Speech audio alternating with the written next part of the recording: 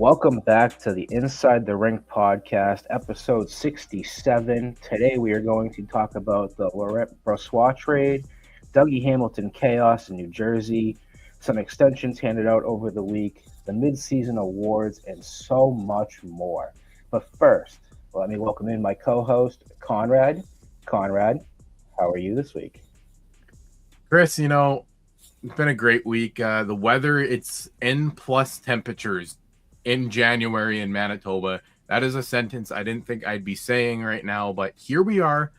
Lots to talk about. It feels like I could go out in shorts, but a lot of ice. So, yeah, speaking of ice hockey, Chris. Don't you love it? Yeah, I mean, realistically, so this past week I had producer Connor knows this, but I had my wisdom tooth out this week, so now I'm down to missing 4 teeth. So I'm really just fitting in with the whole hockey vibe here. But getting right into it, our first piece of news was kind of breaking this afternoon. Kind of surprising to a lot of people. Dean Evason is out at Columbus along with assistant coach Steve McCarthy, and they are bringing in Rick Bowness. Bonus. Sorry. Bonus. Okay. All good. Listen, I looked at the pronunciation. It looked like it said Bowness, so I went with it. Could be confusing.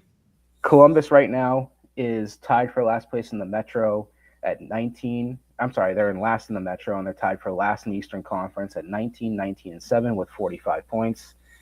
Did you see this move coming today? I did not see Dean Evason getting fired, nor did I see former Winnipeg Jets head coach Rick Bowness unretiring from coaching in hockey. He got his start coaching the Winnipeg Jets years and years ago. He's been in the game for a long time, and now that he's in his 70s, you would think he'd want to just enjoy time with the grandkids and all that, which is what he said when he departed and Arneal came in. But Columbus, they didn't strike me as completely terrible, but they didn't strike me as great, Chris. And I feel like this is almost reactionary considering the season that they've had with the ups and downs, injury-wise, and just the moves they've made. Like, it hasn't been Columbus's season, and they've noted that. They're frustrated, and unfortunately, Dean Evason, 2 years, second-year head coach with the Columbus Blue Jackets, is out the door, and now he's a free agent coach. Very interesting firing. I mean, we talked, 3 weeks ago when they added Marchment, and, then we see them move on from, Voronkov? No, Chinnikov. They moved off from, and he seemed to be playing well in Pittsburgh, so they were intriguing to add. Then they obviously found a piece that they could move off and potentially extend Marchment, and now here we are, and they've moved on from the coach. Interesting to see what the next steps are for them, like where they're going to be. Everybody talks about, we've talked about it as well, that the next couple of weeks going into the Olympic break seems like it's going to be chaos for the trade deadline. So are there moves coming forward, or could this potentially be something, maybe a new voice in the locker room and behind the bench where they could have a Buffalo Sabres type run? Maybe, but like all things considered, Buffalo had the team there to begin with. And that's not a knock on Columbus. Columbus strikes me as a team that either they need to kind of rework some of their configuration on their roster, or maybe it's just a jolt they needed mid-season. And Bowness coming in as a very, very well-respected coach. And he's, like I said, he's been in the game for a long time. Maybe this is a precursor to something bigger for the Columbus Blue Jackets. And maybe Evason was just a guy to get him kind of working into systems, and Bowness might be the guy to move it along. We're going to see over time what happens in Columbus, but this is a very volatile move, in my opinion. And it could maybe make them worse, or it can make them better, because, like I said, it could be the roster configuration side of things as well. But, Chris, there's so much to look at when it comes to Columbus.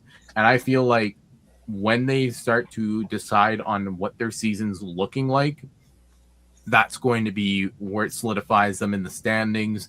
And if we see them make more moves, we're going to kind of have a good sense of where they stand on the season. Are they waving the white flag or not?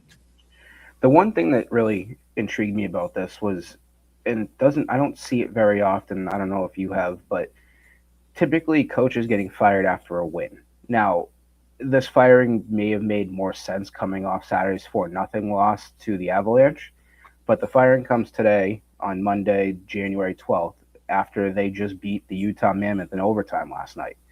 The other thing about the Blue Jackets that's really interesting to me is you're seeing, without really realizing it, Elvis Merzlikins is transitioning to a backup. I mean, Jet Greaves has taken over the starter role for them. And that's one of the more interesting things. And maybe it's a comfortable backup thing where you have a veteran guy who's been familiar in a starter spot with the team. Maybe he's fine being the career backup and riding into the sunset as they build into certain things in Columbus. But if this isn't Lincoln's kind of deal, do we see him moved on? And if you can honestly look up and down that lineup, if guys aren't going to buy in, it could be a fire sale for him. That was my first thought. Is he's a name that we could potentially see traded. And speaking of goalies being traded, Laurent Brossoit, somebody that we've talked about at least twice in the last couple of weeks about potentially being moved, was traded to the San Jose Sharks the other day. And the trade includes Brossoit, Nolan Allen, a seventh round pick in 2028 going to San Jose, the contract of Ryan Ellis, Jake Furlong, and a fourth round in 2028 heading back to the Blackhawks. Brossoit this season in 6 games at Rockford in the AHL is 3-3-0 with a 338 goals against average and a 901 save percentage. This wasn't the destination we really saw, was it? It makes sense when you look at the bigger picture, but it's also one that I'm skeptical because there were so many other teams with needs, and maybe it was just a deal where Chicago and San Jose, being teams that have kind of been in the basement of the NHL the last few years, they're almost looking at their situations and meeting needs that they need immediately, and other teams might not have been able to do that, where Chicago fills needs, getting to the cap floor for next offseason, or I should say this upcoming offseason, pardon me, and getting other young guys who may have not have gotten exposure with other young talent, whereas San Jose gets that veteran netminder. Yeah, this one interesting to me because when we talked about this a couple weeks ago, I threw out San Jose, and we had talked about it, and kind of that crossed them off my list. Having Askarov and Nedeljkovic, but adding a veteran goaltender who had some great seasons before the injury, it's a really solid piece for the Sharks in net. And they move on their contract from Ryan Ellis, and realistically, at the end of the day, they both just swapped defensive AHL prospects as well. So Chicago frees up some money, like you said, and San Jose gets a solid goaltender. I like the trade for the Sharks. We'll get to them shortly, but continuing right along, this past weekend we had some chaos in New Jersey, and Dougie Hamilton was a healthy scratch. I believe it was on Saturday, and there was some calls out to his agent, then there was some calls out to the GM of the Devils, and pretty much the GM of the Devils said that they had Nemec back, Pesce, and Kovacevic was returning, so they had nowhere to go with him on the right side of the defensive line. He has a 10-team no-trade list, a team we just talked about. He was reportedly going to be traded to the Sharks this past offseason, to which he declined. Now here we are. Dougie Hamilton is in the lineup tonight. I don't know where this is going. Do you? Are we expecting a trade in the next 48 hours? Chris, I'm not going to play the in the know card because realistically, we're coming on and we're just seeing this news pop up because this almost came as a bit of a shock to me, but it's also something that I look at given New Jersey's situation. There's too many guys on the right side and they can't carry that many guys given their cap, their status with the cap, and pretty much the guys they do have on the right side are pretty solid at the NHL level. You cannot carry 4 guys on the right side unless one guy is able to transition to the left side and you split games. New Jersey's in a unique situation where arguably you have 4 guys who can get into the first and second pairing on the right side. That's Part of me wonders, like, one of these names that I mentioned that's in the lineup had to have been included in a potential Quinn Hughes offer. It's the only way they could have freed this up to let Dougie Hamilton back in the lineup. But now it sounds like he could be going elsewhere. I mean, I think realistically in the offseason, he said no to the San Jose Sharks, like many players probably would have if they had the option to say no. Because on paper, like, the Sharks were young, they seemed like a good team, but they were a couple seasons away, and getting up there in his career, like, is that where he really wants to go? Now looking at where they are, is that maybe something they revisit? And I'm a little hesitant, but I'm not going to say no right off the bat because look at Brossoit going to San Jose. That's a move I didn't think was going to happen when you pitched it.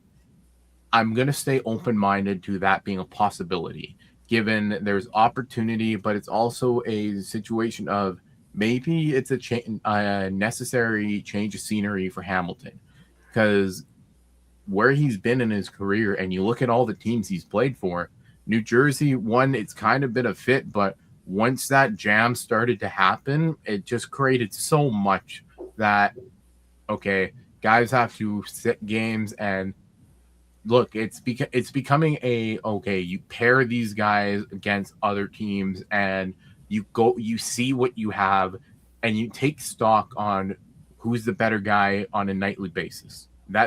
It's a business. Ironically, tonight I just put up the game right now. It's 1-0 Devils, and Dougie Hamilton is a +1 tonight.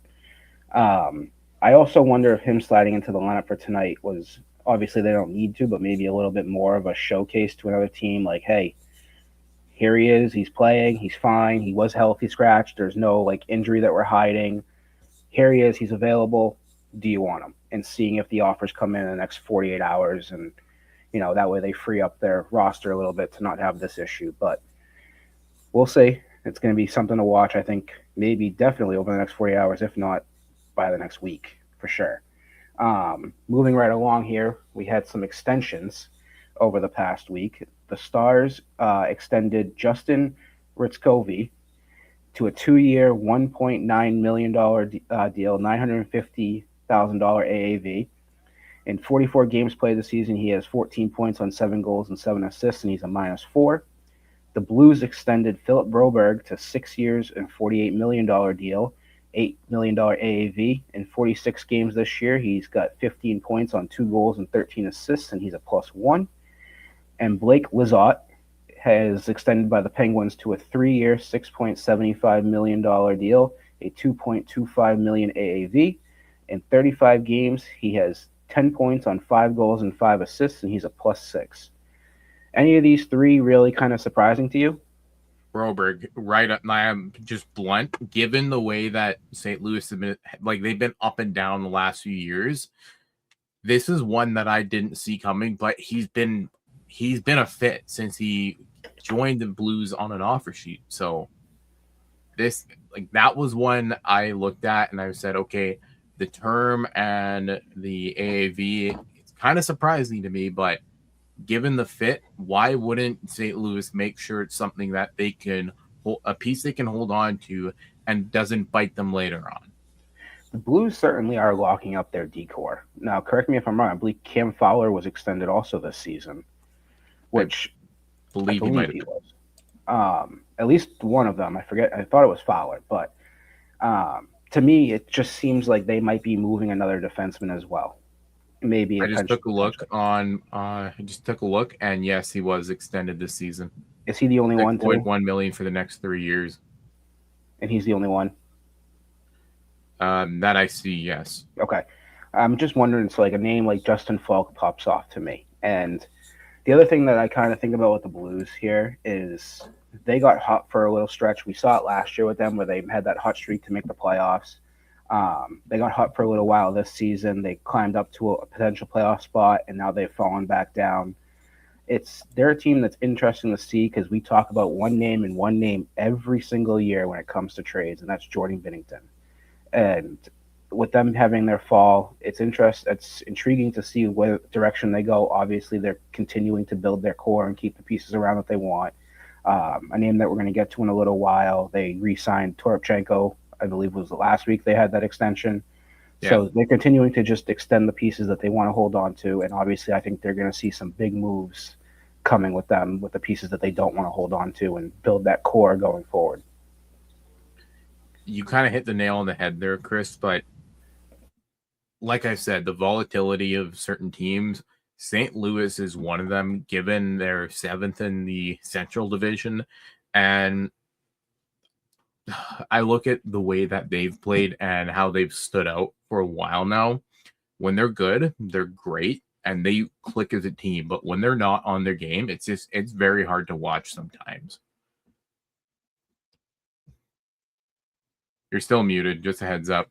But when it comes to St. Louis, just 3 losses in a row. Not a fun scenario. Yeah, and I think they just try to piece it together. Like they haven't fully figured. Like they have the pieces, but they're not fully there yet. You see a lot of Springfield Thunderbirds, coming up and they're playing this season. Like I'm trying to think off the top of my head. You see Dvorsky came up, Stenberg's come up. They signed Robbie Fabry to a PTO. Just some other names here. Like they claimed Jonathan Berggren off waivers from the Red Wings. So they're just trying to figure out what pieces are going to be part of the long term. And obviously bringing up some young pieces is also key. They're intriguing to watch. The Stars extension as well for me.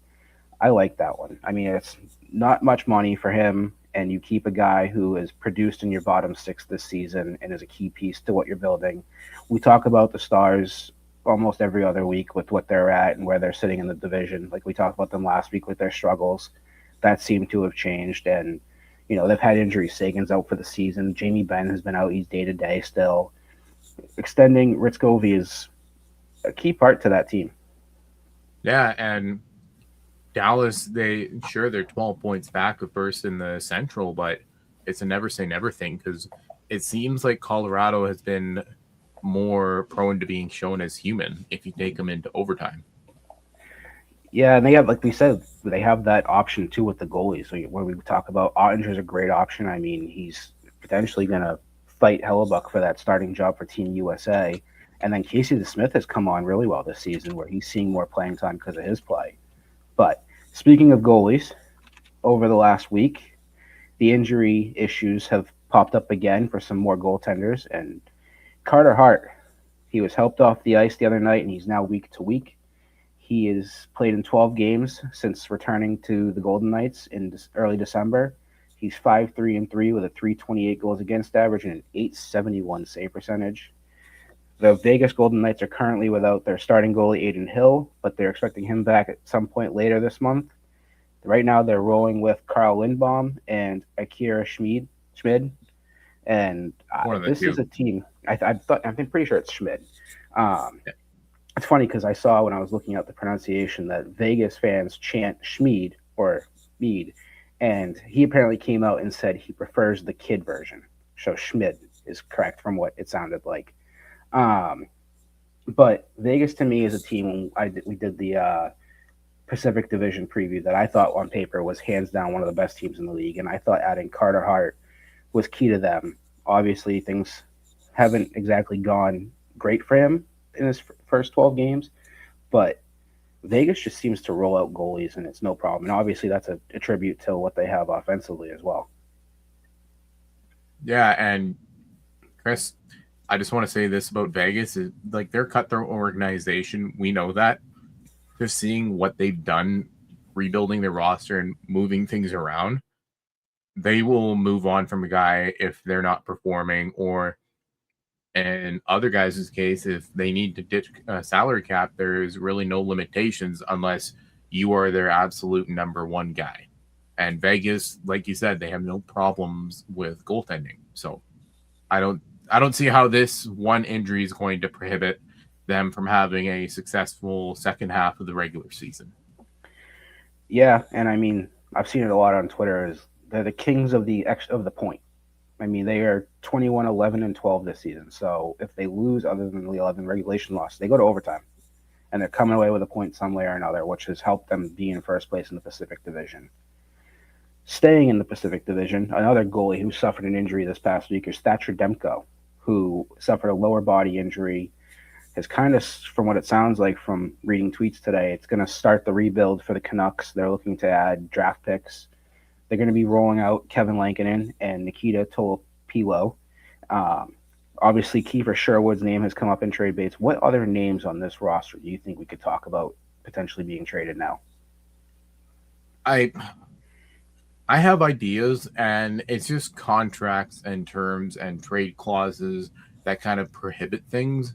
Given that Besser just re-signed in the offseason, maybe there's teams that look at him, but is it a contract that they're going to want to take on? It's a yes or no situation, and there's no in between. Like realistically, I know Jake DeBrusk. If there was some salary retention with that, there could be some smoke around that. But take a look at other guys like Philip Roenick. Maybe a team is willing to pay up to pry a guy like Roenick out of there. Yeah, you just said the name I was thinking of is Jake DeBrusk, who I had seen recently. He was a healthy scratch a couple weeks ago, and then he came right back in the lineup, and he's been on fire since returning. And now is that a thing that makes more teams interested? I think he's got 3 goals in his last 5 games. So teams obviously interested, but now does the return for Vancouver get a little higher with the hot stretch he's on and seeing the reignition to his game? Yeah, and Vancouver, given the season they have, they've had stretches where they look incredible, and then they just look just not great in other stretches, and it's a hard R on rebuild, Chris. Capital rebuild. Yes. This is not the season where you try to salvage something. I know Demko's had and a lengthy injury history, and is this maybe a part of the season where Vancouver looks at it, shuts it down for Demko, and starts to maybe have a load management situation? That's something that time will tell. But Vancouver's situation of developing goaltenders, Seelovs in Pittsburgh, Tolopilo coming up from the Abbotsford Canucks, like there is a lot of good goaltenders coming out of Vancouver. Yeah, it's his second, I believe, injury stint this season. And yeah, I agree with you. I think it might be time to shut him down for the season, and obviously he's your number one goalie going forward. So once he comes back next season, get a healthy Demko, keep him healthy. It may potentially lighten his workload, maybe, but we'll have to see. They do have, like you said, Kevin Lankinen, a solid backup, but Tolopilo is also not a bad option, and we've seen him perform when he's been needed to. But Vancouver's an interesting team to watch, especially come trade deadline. One thing before we move on to the week that was, a team we're going to talk about in this segment is the Tampa Bay Lightning. They just lost Braden Point, who apparently was helped off the ice after scoring a goal. So another injury that's interesting to watch for one of the hottest teams in hockey right now. And they are red hot yet again this season, because it feels like when you see a team like them, they lose pieces, they still find a way to just reconnect and compete. And a lot of that can be attributed to Andre Vasilevsky and his play. So, Chris, we'll talk about that in a minute. But the first thing that happened this past week, Jack McBain gets his revenge on Toropchenko. And we talked about this right after it happened, and we kind of saw it coming. But Toropchenko had I wouldn't even say it was like a dirty or malicious play. It was it seemed like an incident where they kind of collided knees, and Logan Cooley suffered an injury. He left the game. He did return for, I believe, a game or if not 2. Now he's on the injured reserve. We talked about it that the next time they play, there was going to be something. They wasted no time. This was right off the opening puck drop, 2 seconds in. They dropped the gloves, and they were ready to go. Yeah, and I watched the fight. It was very clear what was going to happen.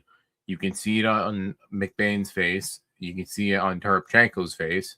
You can tell the animosity and the intensity of what had happened to Cooley. It was there, and with all due respect to Toropchenko, hey, he stood up for it. He honored what he needed to do, and that's why there's the code, as most people say in hockey, is he honored it, he did it, and it's all settled now. They won't go after him. If he hadn't have taken the fight, it could have led to a little bit more, and the league might have had to get involved with that. One thing with me is, ironically, I feel like, and I'm just trying to look at it on my phone here, but it feels like ever since that game where Logan Cooley got injured, it feels like it's kind of shifted. Like I feel like that was the time frame when the Blues were up in the top of the Central Division in the fourth, fifth spot, and then now it's just kind of flip flopped. And Utah came away winning that game 4-2. So winning the fight and winning the game on paper for Logan Cooley, who obviously they miss a lot. I mean, they're winning games, but that's a big piece that you don't have to your team. Yeah, and I look at a lot of what Cooley has done, especially since signing his extension, and you can tell he's the guy that Utah is going to build around, or one of the guys that they're going to build around, because Young putting up unreal numbers and then he gets hurt, and it kind of sets the team back a little bit. I'm not going to say they stagnated. It feels like they had momentum, and then this happens to Cooley. He gets hurt, and it's just rocky waters right now for Utah. But Chris, I just want to say this first and foremost. When you look at what Utah has in the pipeline, and given what they could trade for if they wanted to, that's a scary team in my eyes right now, because if Cooley's loss is something that fuels them to play better and they can add around that, that could be a team to watch heading into playoffs, in my opinion. Yeah, they're a team, and I don't think we're talking about them this week, was the Ducks with their fall off. And, that's opened the door for somebody like Seattle or another team we're going to get to here in a minute. But I think Seattle, we talked about this last week or 2 weeks ago when we talked about the teams in the playoffs and the way things stood. To me, I think Seattle's going to fall off and the Ducks are falling off. But I think this is the year like Utah sneaks right into that wild card spot, and they're a team to watch out for. I think it would be a lot of fun to see a Utah-Colorado first-round matchup potentially. And you had mentioned Seattle and Anaheim there. I'm just going to quickly get back to that. But those two teams, you and I, I wasn't convinced on Seattle, but Anaheim I was more convinced on. And then I look at Utah. They're a team that, given their injuries don't pile up on them, they could be doing some significant damage come playoff time. And like you said, that first round of Colorado, Utah, playoffs is a whole different beast compared to the regular season. It's a whole different energy that the teams feel, and it basically becomes an individual game, and it feels like every single period is a series within itself. Are you winning 5-on-5 in special teams? How are you controlling the neutral zone? Little things like that, Chris. And it's a series within a series. So in playoffs, it's just a whole mental shift for everybody. And they're so as long as they tread water, it seems like Cooley will return to them right after the Olympic break. So talk about getting a boost coming right out of the break if that is the case. And right before the trade deadline. So again, they can add a piece and they can add even more from another team. And another team. Go ahead. Go. I was just gonna say, JJ Moser coming in, that's one piece that it's looking good for both sides that made the trade. Josh Doan, Kesselring, and picks for JJ Peterka. Really good trade for both teams. Looked a little more lopsided in the beginning, but maybe Utah pulls off another deal like that where young guys get more opportunity to show what they're all about, and they might have not gotten that in Utah, and Utah brings in a really good top 6 or maybe even a top 4 defenseman. Yeah, that trade realistically on paper, or right now, looks great for both sides. The Bucks even down the middle. Sabres are in a playoff spot. Utah's fighting for one, so it's the trade that really helped out both sides. Another team who is chugging right along is the Sharks, and might as well just call them the comeback kids, because every time they're down, they're never out of it, except for maybe Vegas. Because last night, seeing them down 5-2 and seeing what they've done all season to Vegas, you just kind of counted them out. But they were down to Dallas on Saturday night. They were down to the Kings earlier in the week, and they just found a way to come back. They force overtime, and then they just beat you. And you can just see the emotion on this team. Like I watched Saturday's game because my son's a huge Sharks fan, so we had a hockey day with Bruins at 1, Sharks at 4, and Red Wings at 7. So it was all of our favorite teams on different time slots. So we had the Sharks game on, leading right into the Red Wings game, and after Toffoli scored the game-winning goal in overtime, you just see them all smiling, jumping up, and like, they just won a playoff series. It was just you can see the emotion. And one thing with this Sharks team, and we talked about this with the Ducks, and right now they're in third place in the Pacific. The Ducks, when we talked about their 3-game losing streak earlier in the season, I kept saying outside of Joe Quenneville, I kept saying the veteran leadership on that team. Looking at the Sharks team, they have talent like Celebrini. I can't remember his name for the life of me, but he's playing on the right wing with Celebrini, Chever or something. I'm gonna butcher. I can't remember it, but he's a young piece playing on the top line with Celebrini. Will Smith's hurt, but they got William Eklund. They got young pieces, but then on top of that, you look at this team and they got somebody like Tyler Toffoli, who's won Stanley Cups. They got Jeff Skinner. They got Barclay Goodrow. They got Dmitry Orlov. They got Liljegren. They got Klingberg. They got Ryan Reeves. They have veteran leadership there too. Then guys that have been to the playoffs, guys that have won cups, guys that can perform in the big stage, and they can teach that to the young kids. And this is a team to me that's really dangerous come playoffs if they avoid Vegas. You're thinking of Chernyshov, eh? Yes, thank you. Chernyshov. I'll be honest, I don't know how to say it, but I had to look it up because I wasn't 100% sure who's playing on the Celebrities wing. But yeah, Chernyshov. He's fit right in since he got there, and it's been a great pairing. Yeah, and those are guys who need to come in to play with guys like Celebrini and be top talent. So the one thing I just want to say, just kind of ending my thought here, is San Jose has been really fun to watch this season, and they're going to be a scary team once they build what they are building, whether they make playoffs or they miss by the skin of their teeth. Just so much fun to watch, Chris. I think at this point, with all the teams that are falling, they're almost like, to me, a playoff team, whether it's a wild card or in the top 3 in the Pacific. Having Brossoit, if they get Will Smith back anytime soon, that's a huge boost to this lineup. I also liked, and I said this comment, and you'll probably understand why I referenced this, but in the overtime period, when they scored the goal to win against Dallas, I called it that 70s line. And right away, it just hit me because the Kings line that won that cup had Tanner Pearson, Tyler Toffoli, and I can't remember the other side. I want to say it was Jeff Carter, but I don't think it was off the top of my head. There was another player that wore number 70 on that line. I think it was Jeff Carter. But that overtime, when they won, it had Celebrini 71, Eklund 72, and Tyler Toffoli scored the goal number 73. And so that team, like you said, perfectly said it, is so much fun to watch. They're so young that as they add talent and more experience for guys like Celebrini and Eklund and Smith when he gets healthy, they're going to be a problem for years to come. And one name, and he doesn't get as much playing time as I think he should, but getting Askarov from the Predators years ago is going to look beautiful for this team, I think, in the future. And I look at what Nashville is doing, and Nashville's doing great. Don't get me wrong. They're kind of starting to bounce back, but I don't know if Askarov was the piece to have moved immediately.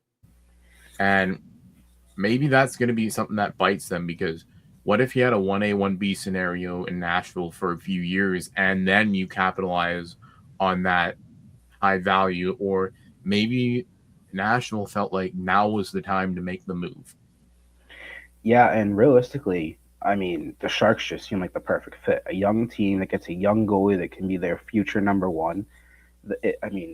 Looking hindsight back, Nashville was a tough trade for them, but the Sharks get a steal in my eyes. And now they add Brossoit, who can provide veteran leadership in net with Nedeljkovic, and they have the option to roll out 3 goalies. I mean, I believe I didn't see if he was reporting to San Jose Barracuda or not, but it's a piece that they can add in net that makes this team a lot better.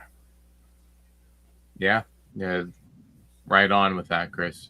Bang on. So we're gonna continue on. I'm wearing the jersey tonight. They're playing right now. It's Sergei Fedorov night. The Red Wings have won 3 straight games. They won 5-3 the other night against Ottawa, 5-1 over Vancouver, and then in a big game on Saturday night, they beat the Montreal Canadiens 4-0 to take first place in the Atlantic Division.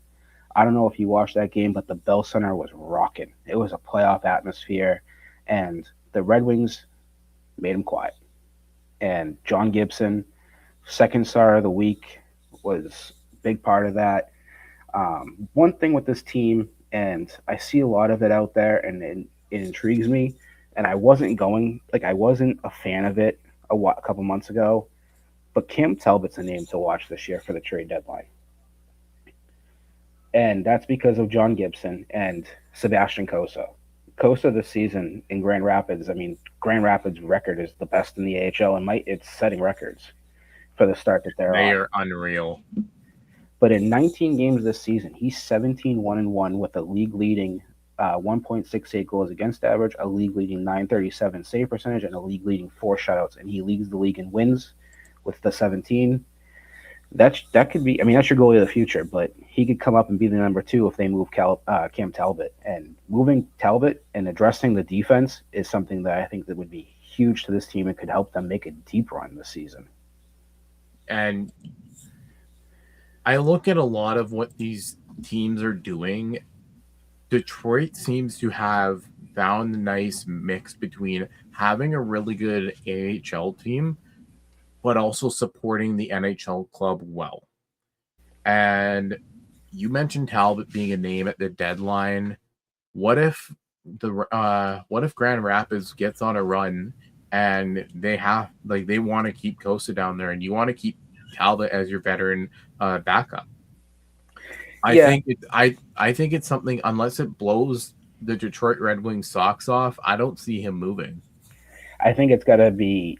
I've seen, there's been options out there for forwards and bottom 6 scoring, but I think it's got to be for defensive help. I mean, the bottom 6 has had its struggles, but James Van Riemsdyk's been a huge piece to this team all season, and he scored again tonight. He opened the scoring, and they're up 3-0 on Carolina in a game that the winner of this is first place in the Eastern Conference. So right now they're up 3-0 in the third period, but JVR in his last 4 games, or yeah, 4 consecutive games, he has 7 points on 2 goals and 5 assists. I mean, that's a guy who just, has fit right in with this Red Wings team. And facing him last season in Columbus, I felt like every time they faced Columbus, he was scoring or he was beating them in overtime. And adding him to this lineup has been huge. The top line continues to score, which kind of stinks because you need some, what's the word I'm looking for? Like, I don't want to say sandpaper, but you need more like a veteran presence, kind of like grit it out and all that. You need to spread the scoring. The top line can't score every night. And, I think when I was doing today's preview or Saturday's preview, I was putting the lines out there, and I saw Lucas Raymond was playing on the third line. And, one thing I also want to note is Patrick Kane also getting his 400th and 500th career goal the other night, which was great to see. And watching him be mic'd up for the whole thing was awesome. The other funny thing, and I don't know if you saw this, and I thought it was hysterical, was Lucas Raymond on the 499th goal for Kane had an assist, which was his 300th career assist. And he comes into the group after and he says, "Did you grab the puck?" And I think he was talking to Larkin as if he wanted the puck for his 300th, but it looks like Patrick Kane answers go and says, "Not yet." I think he thought Lucas was asking the question more so on the line of "Did you get the puck?" And he's like, "It's not 500 yet." But I think Raymond wanted it for his 300th assist from the way I saw it. But I thought it was kind of funny the way that the whole thing played out. But this Red Wings team is a lot of fun to watch. The way things stand right now, with about 15 minutes left, could be in first place in the Eastern Conference all by themselves. Now they've played more games than everybody else as well, so it's something to watch. But we'll see. Going on to another team in the Atlantic Division, Tampa Bay Lightning, who we just touched on. They are red hot again. They're on a 9-game winning streak. They're dominating teams, averaging 5.1 goals per game and allowing 2.7 goals per game during that stretch. This is a team that is on their third winning streak this season of over 6 games. I They lose what, one or two here or there, and then they just don't slow down. They're on a Colorado run right now. Yeah, and you mentioned that Colorado run. Tampa Bay is a team, and I said it earlier this episode, Chris. It feels like to me they are a team that you have to take with a grain of salt given what they've added and what they've subtracted in the offseason, because they're still going to be good. They're still going to push other teams to their limits. And a lot of that you can credit to John Cooper and what he's done coaching the team. Like 9-1-0 in your last 10, 9-game win streak, 27-13-3 on the season, and you're fighting for first in the Atlantic and probably going to be fighting for first in the league here. So Yeah, and they beat Colorado last week when we were recording. I think they were playing at the same time as recording because we had talked about Landeskog's injury, and they ended up beating them. Right now, they're 7 minutes away from their 10th straight win. They're up 4-1 on the Flyers. That's another thing to kind of look at realistically, because Tampa Bay is one of those teams that when you put them in a corner, they're gonna push back pretty hard. And not saying that Philadelphia has entirely pushed them into a corner, but Tampa Bay, once they get going, it's those engines they're rolling up full speed and whatnot. But great team to watch, and similar to Colorado, that seems like Colorado's the team to beat in the Western Conference right now. Tampa Bay could very well be the team to beat in the East. Yeah, I mean, as a Red Wings fan, I want to avoid the Lightning in the first round or even the second round at all costs. But you're going to probably, if you make the playoffs and you're in the top three, you're going to get them in the second round, I think. I mean, we'll see, obviously, who the wildcard teams are and how things are looking come that time. I mean, right now up 4-1, and Braden Point missing any period of time is a huge loss for that Lightning team.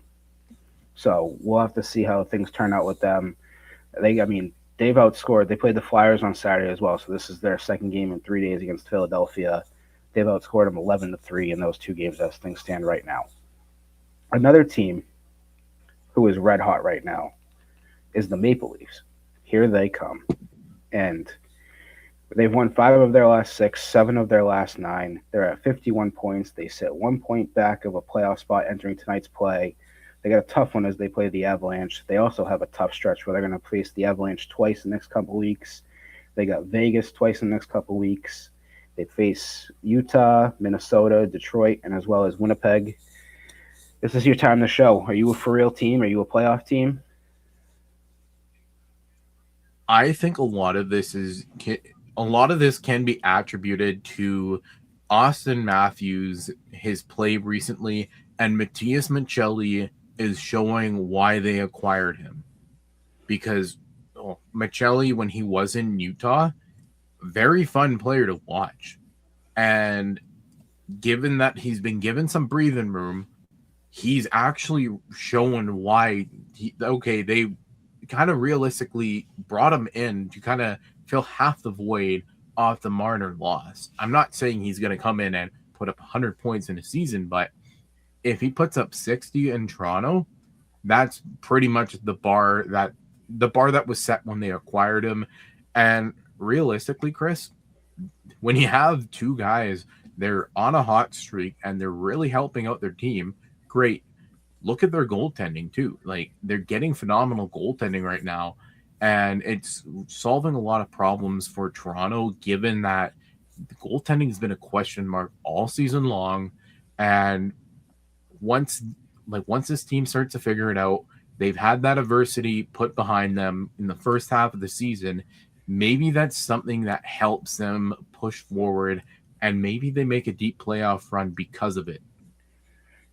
Yeah, I mean, looking at it right now, Joseph Wall's allowed 1 goal in his last 2 games. Hildebee's allowed 2 goals in the last 2 games.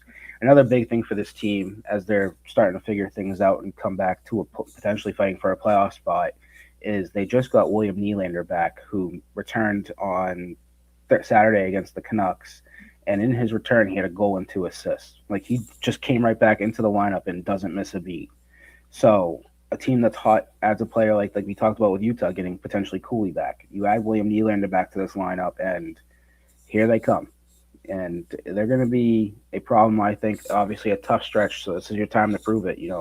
Colorado's had their hiccups over the last couple weeks, losing Landeskog. I think they lost 2 straight last week, and now you got to beat them tonight. If you want to keep fighting, this is your chance because Buffalo, everybody's what 3, 4 points back, like with separated there.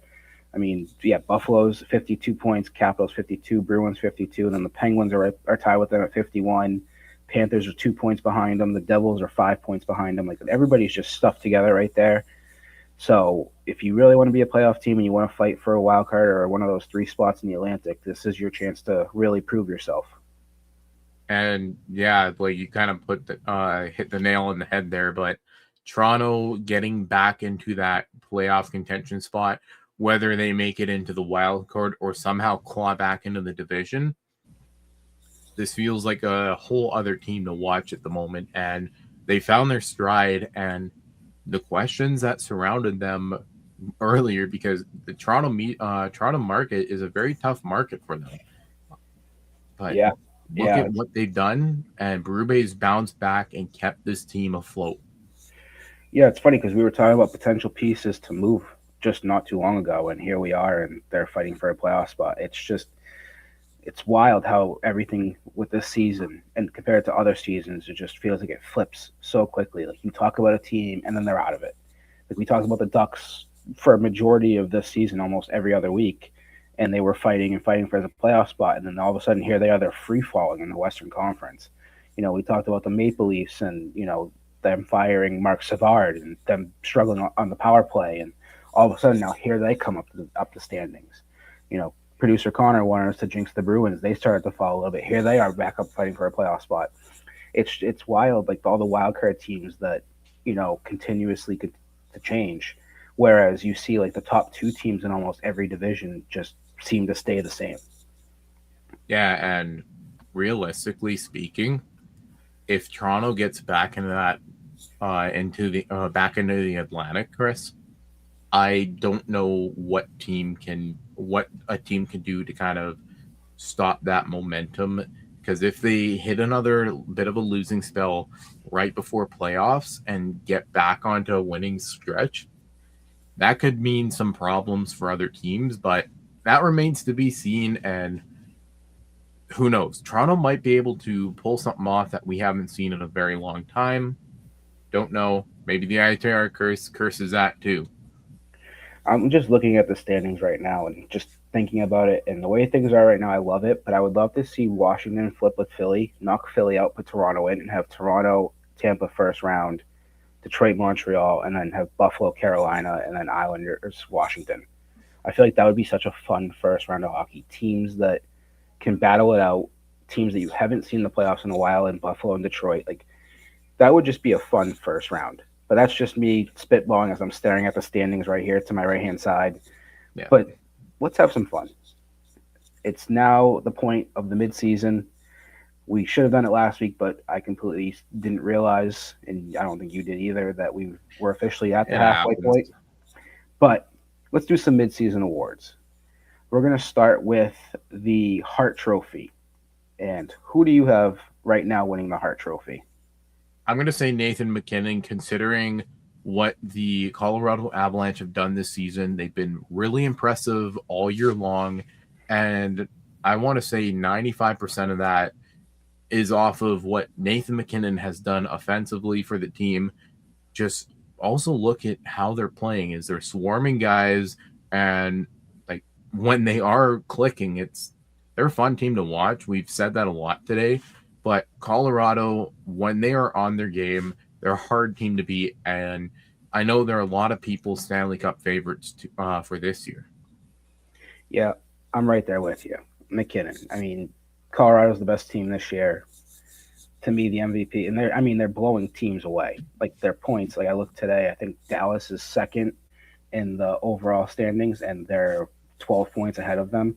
To me, the MVP's got to come from Colorado, and it's got to be their best player, Nathan MacKinnon. The next one is the points leader. Obviously, midseason awards, but we're going to say, as of things stand right now, who would you say is going to win the Art Ross at the end of the year?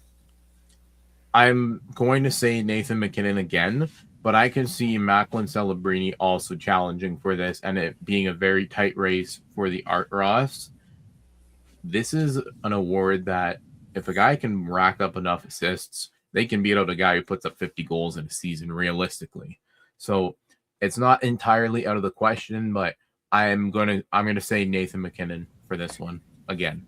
I came into the season, I had Jack Eichel, and like you just said, assists. I thought for sure adding Mitch Marner, he was going to do it. Injuries kind of, I think, hampered that a little bit. But for me, I'm going Connor McDavid. Okay. He's on a hot stretch, and he's now tied with McKinnon for the league lead in points. I just think the way Edmonton's playing, that McDavid is the one this year that he's going to win it. Next, we're going to do the Rocket Richard. Who you got? Chris, I'm gonna say Connor McDavid for this one. McDavid has been otherworldly lately. McKinnon's another really good pick to have because he's still, I'm pretty sure he's still leading the league right now in goals.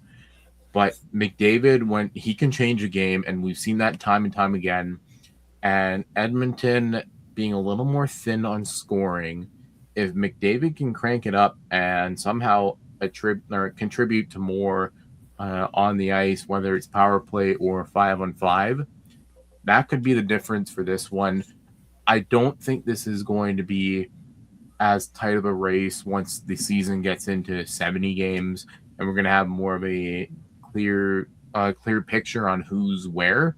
But like I said, McDavid for this one, and it could be due to the fact that he can change games. I'm going to go right to Nathan McKinnon. Right now, he's up 6 goals on McDavid. I know McDavid's hot, but McKinnon's been doing it all season. I don't see him slowing down. And it feels like most nights when you tune into the Avalanche, they put in 4 or 5, maybe even 6 goals. And most of the time, it feels like McKinnon's got at least 1 or 2 of those every single night. And I don't see that slowing down. Colorado doesn't seem to be slowing down. So I think McKinnon's going to take home the Richard this year. Now, we're going to go back to the way things stand right now. At this point in the season, who is your Vezina Trophy winner? I want to say Andre Vasilevsky, but there's 2 other goaltenders that are really close and neck with Vasilevsky. The first, obviously, being Wedgwood in Colorado. You also got Kemper in LA, he was in the finalist voting last season, and he's just been really solid for LA since he's been there. Anton Forsberg being a really good backup behind him. But I'm going to say Vasilevsky, just considering when when Tampa's on their winning stretches and they're like Vasilevsky's in, it's very hard to get a goal by him. Like, he's won the Vezina before, he's been in that conversation, and year in and year out, he's Tampa's one of, if not Tampa's best player. I'm going Ilya Sorokin. The Islanders are a surprising team this year. I mean, we thought they'd be good, but I didn't have them second in the Metro right now and one of the top teams in the Eastern Conference. So to me, that is led by, I mean, they're without their top scorer. And to me, Sorokin is the backbone to the Islanders right now, and he's going to take this team as far as he can. Now, I do want to say 2 names I would like to watch for the rest of the season is John Gibson. Obviously, kind of biased, but the reason I say that is, and I think the reason he's not a name right now that people talk about, is Cam Talbot had the starts the majority of the season. Gibson has now taken over the net, and the way he has played over the last 2 months is worthy to talk about. I mean, he's 12-2-0 since December 1st with a 2.01 goals against average, a 932 save percentage, and 3 shutouts. If he continues that stretch throughout the rest of the season, he's certainly, I think, a conversation piece for the 3. But I think Sorokin wins it. The other one I want to talk about is Karel Vejmelka in Utah. Okay. Right now, he leads the league in wins with 20. And he's also had some injury stints this season. So a big part of where Utah is right now is, I think, key to Vejmelka. Along with they do have some young pieces, but being without Cooley, having your goalie, like you've talked about, goaltending is voodoo. Yep. Having a goalie that can lead you to wins, to me, is huge, especially for a team like Utah. Tampa Bay, they have all this firepower and they have the top goalie in Vasilevsky. Islanders have Sorokin, who's a great goalie. Vizmelka's not a name that you see very often that just pops out to you. And right now, the way he's playing and leading Utah to wins and stealing games for them is huge. That I think if he continues this for the second half of the season and Utah makes the playoffs, he's certainly a name that I think should make the top three. Maybe not win it, but certainly should be in the conversation for the top three. That depending upon obviously how Utah does in the second half, but for me right now, he's worthy of a conversation. Okay, and very fair argument there, and kind of gives me a little more to think about as the season moves on because you and I are going to be tracking this all season long, Chris. And Utah, if they get into a higher position in the standings, maybe that kind of becomes more of a conversation. Yeah, I mean, the Vesna to me, this is wide open this year, as far as I can look at it. Like, I think any of the top teams' goaltenders have a serious conversation, but an award that to me isn't wide open is the Norris Trophy. Who do you have? Makar, and it goes back to the McKinnon stuff. Yep. It's pretty straightforward. He's been one of their best guys. McKinnon's been otherworldly, but Makar defensively, both ends of the ice, he's been everywhere and he's done a lot for the team. I think it's a slam dunk. It's Makar. Like you said, he's just the backbone. Besides McKinnon, he's the backbone to that Avalanche team. He leads them defensively, night in and night out. They're a huge part of, I want to say, the Max. Makar, McKinnon, the Max. We're going to move right along to an interesting one, the Calder.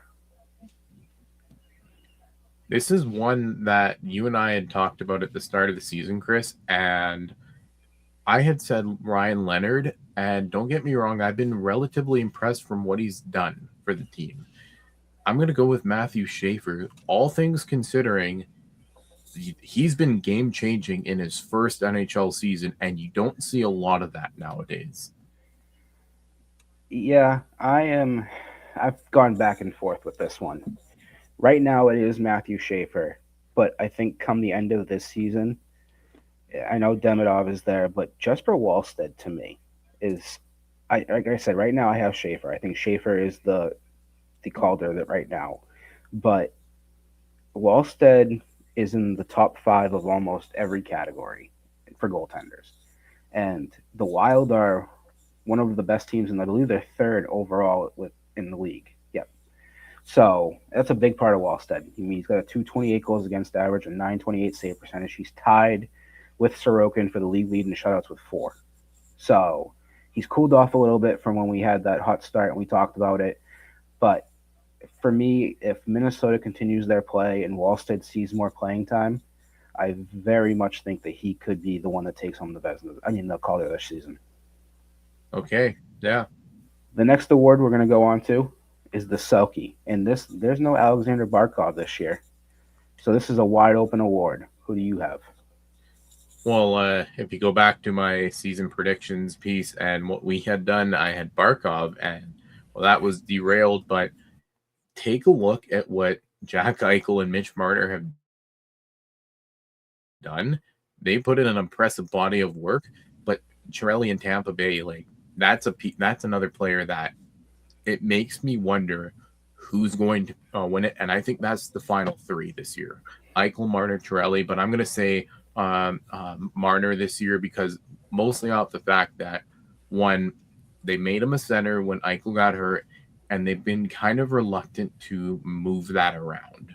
So he's shown defensively he's reliable, but also when he cranks it up offensively, like Vegas is a hard team to beat. I get a surprising one, and it's going to be Nick Suzuki. And the way he's contributed on both sides for Montreal this season is a huge reason why they are a dominant team in the Eastern Conference this season. I mean, every night it seems like Montreal is just Nick Suzuki's going to make plays on both sides of the ice for them. And to me, this is so wide open this year. Like looking at the names, like Nico Hischier for me was one that I considered especially with the way he plays, with no obviously missing Jack Hughes for some time. He had New Jersey playing, you know, inspired hockey a little bit. Now they've slipped, fallen off a little bit. To me, that takes his name out of the conversation a little bit. But seeing like Montreal, I agree with you on the two Vegas names, but Nick Suzuki stands out for me right now. Yeah. The final award is the Jack Adams Award. I'm just going to say this right out of the gate. I feel like the final three this year is Jared Bednar, John Cooper, and Lindy Ruff. And who, as of right now, who would you say is the winner? Jared Bednar. Yeah, And I it's have. because of what Colorado's done this year. It's pretty self-explanatory when you look at the record, but all things considered, Bednar has been there for a while. Cooper is a very close second. That you cannot take that away from Cooper.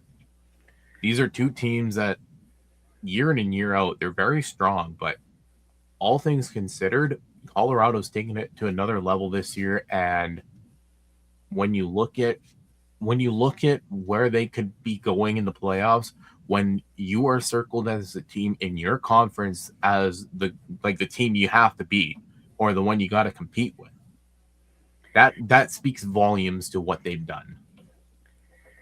I am right there with you on Bednar, but I want a little bit of love for Todd McClellan. I mean, what the Red Wings have done this season, I mean, everybody had them finishing in the bottom of the Atlantic Division, and this team is fighting. And as of right now, the way things stand, it's 3-2. Potentially in about 4 and 45. God, I shouldn't say this. We have the curse. Oh God. Oh The no. way things are right now, it's 3-2. They could be the top team in the Eastern Conference, which should not be taken lightly. The other name that I did go back and forth on, he's not a name that pops up much, is Patrick Waugh. I mean, the Islanders are 4 points out of first place in the Metropolitan Division. And that's a team that we might talk about, um, you know, making a wild card spot, but being in second in the Metro is very surprising. So that's another name. But for me, I agree with you. Right now, as things stand, it's Jared Bednar. And look at Colorado's record. That just speaks for itself. And yeah, maybe Colorado next week, we're going to be talking about them even more in depth because it feels like, Chris, it's been a very consistent pattern for what we've talked about. And like I said, next week it could continue that pattern, but we're past the halfway point of the season, the 2026 leg of the 25-26 season. Chris, maybe it'll be warmer, maybe it'll be colder. You never know. Yeah. I mean, we got the Olympic break coming too. Maybe we do like a post, like right as the Olympic break ends when we record, because it'll be slow news wise. Maybe we do like an awards prediction for the final stretch, like who we think's actually going to take home the award. Because right now we're talking about who, other than the Ross and the Rashari, we're talking about who we think is the halfway point award getter. But maybe we do like a prediction again for like the last half of the season. But that's something we can talk about over the next couple of weeks. Thank you for tuning in. I hope everybody has a great week. Conrad, it's always great to talk hockey with you. Enjoy, Sure everyone. All right, have a good week, people.